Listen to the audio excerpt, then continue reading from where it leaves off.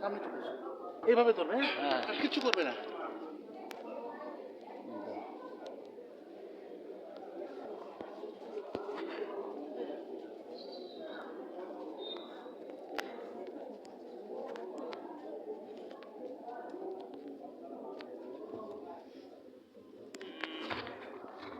নমস্কার, আমি এখন কোনো অনুগল্প পাঠ করতে আসিনি, কারণ কোনো অনুগল্প এই উপস্থিত আমার কাছে নেই। কিন্তু প্রতিবারই ম্যাম এবারও বলবো যে আমি 2015 সাল থেকে হেমন্ত দার সাথে যুক্ত আছি।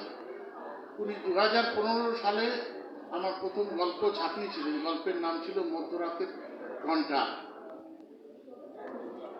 ওনার সাথে আলাপ করে দিয়েছিলেন আমার ছোট মাসিমা।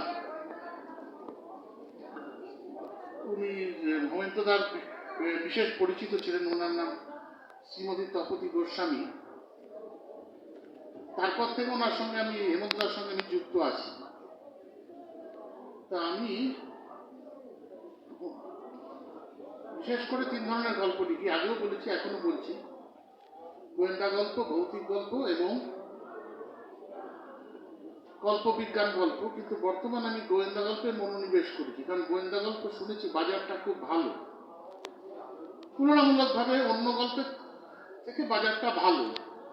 আজকাল গল্পের বই বড় একটা তো কেউ পড়তে চায় না, প্রত্যেকের হাতে চলে এসেছে স্মার্টফোন, আমার হাতেও এসেছে স্মার্টফোন। কারণ সময়ের সঙ্গে তাল মিলিয়ে চলতে গেলে স্মার্টফোন মানুষের জীবনে থেকে বিচ্ছিন্ন করা যাবে না। এই তো দেখছেন আমার বক্তব্য রাখছি, এই স্মার্টফোনে আমার ভিডিও করছে। এটা আমি পরবর্তীকালে ফেসবুক এবং ইনস্টাগ্রামে দিয়ে দেবো, কারণ আমারও তো প্রচার করতে হবে আমার লেখা লিখি। তো বর্তমানে আগেও বলেছি এখনো বলছি, আমি হেমন্ত দা আমার 4টে গল্পের বই প্রকাশ করেছেন। প্রথমটা হচ্ছে কাকু অভির গোয়েন্দাগিরি, দ্বিতীয়টা হচ্ছে পল্টন গোয়েন্দা ও বাঘিনী অ্যাসিস্ট্যান্ট, তৃতীয়টা হচ্ছে 4 জনের গোয়েন্দাগিরি এবং চতুর্থটা হচ্ছে 4 জনের গোয়েন্দা অভিযান। আমি আগেও বলেছি যে ছোটদের জন্য এখন লেখালেখি খুব কম হচ্ছে, যদিও বা লেখা হচ্ছে গতানুগতিক এবং উপদেশমূলক। ছোটরা কিন্তু এই কট্টর বাস্তব সেটা গল্পে পড়তে খুব একটা স্বাচ্ছন্দ্য বোধ করে না। এগুলো পরিণত বয়স্কদের জন্যই তোলা থাক। আমি যেহেতু বিশেষ করে ছোট এবং স্বতন্ত্রভাবে ছোটদের জন্য গল্প রচনা করি, তাই ইতিপূর্বে যে বক্তা বক্তব্য রেখে গেলেন যে যুগোপযোগী এবং প্রাসঙ্গিক বিষয়বস্তু নিয়ে গল্প লেখা উচিত, তার কথার সূত্র ধরেই আমি বলছি, তিনি সঠিক কথা বলেছেন। কিন্তু ছোটরা যেমন বাস্তব প্রেক্ষাপটে কল্পনার কাঠামো পছন্দ করে। উনি এখন বিদায় নিয়েছেন, কিন্তু ওনার তরফ থেকে আপনাদের সকলকে বলতে চাইছি, ফলে সেখানে 50 ভাগ থাকবে কল্পনা, 50 ভাগ থাকবে বাস্তব। আমার গল্পগুলি সম্প্রতি সাহিত্য সেবকের যে কাউন্টার রয়েছে সেখানে রয়েছে, আপনারা পারলে ক্রয় করবেন। আপনাদের বাড়িতে শিশু এবং কিশোররা রয়েছে, তাদেরকে পড়তে দেবেন, তারা মজা পাবে। আমার গল্পের চরিত্রগুলো যেমন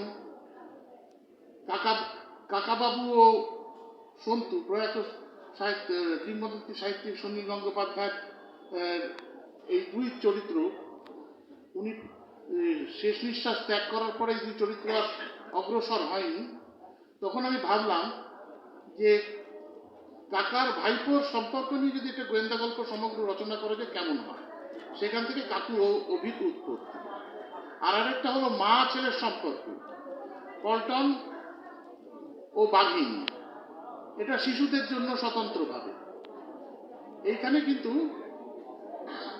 কারো থেকে আমি অনুপ্রেরিত হয়ে করিনি, এটা সম্পূর্ণ আমার নিজের কল্পনা। পল্টন ও বাঘিনী এমনই 2 চরিত্র যে বাঙালি মধ্যবিত্ত সমাজ থেকে উঠে এসেছে এবং বাঙালি মধ্যবিত্ত সমাজের প্রেক্ষাপটে এবং প্রাসঙ্গিক বিষয়বস্তু তার ঘেরাটোপের মধ্যে আবৃত এই পল্টন এবং বাহিনী।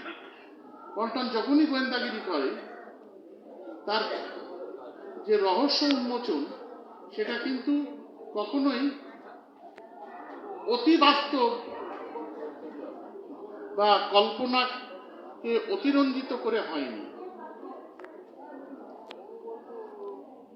যা হয়েছে সেটা পুরোপুরি বলা যেতে পারে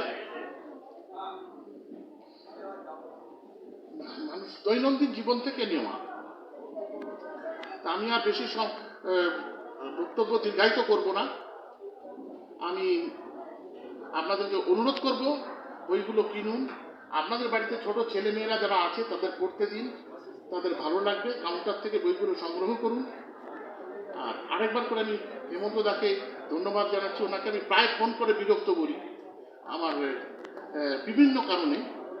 তো আমি একটু ওনাকে আবার অনুরোধ করব যেন আমার এই গল্পের এই দুটি গল্প সমগ্রে 4টি চরিত্রের একটু যদি দয়া করে প্রচার করে দেন আমার খুব উপকার হবে। আবার সবাইকে আন্তরিকভাবে ধন্যবাদ জানিয়ে আমি আমার বক্তব্য শেষ করছি। নমস্কার।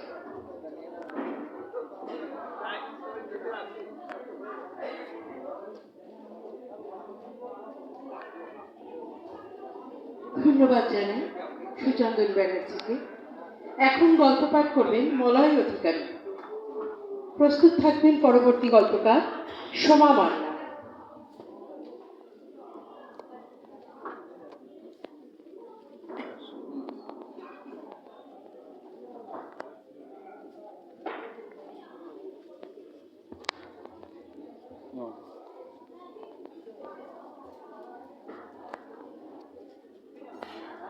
আপনাদের সকলকে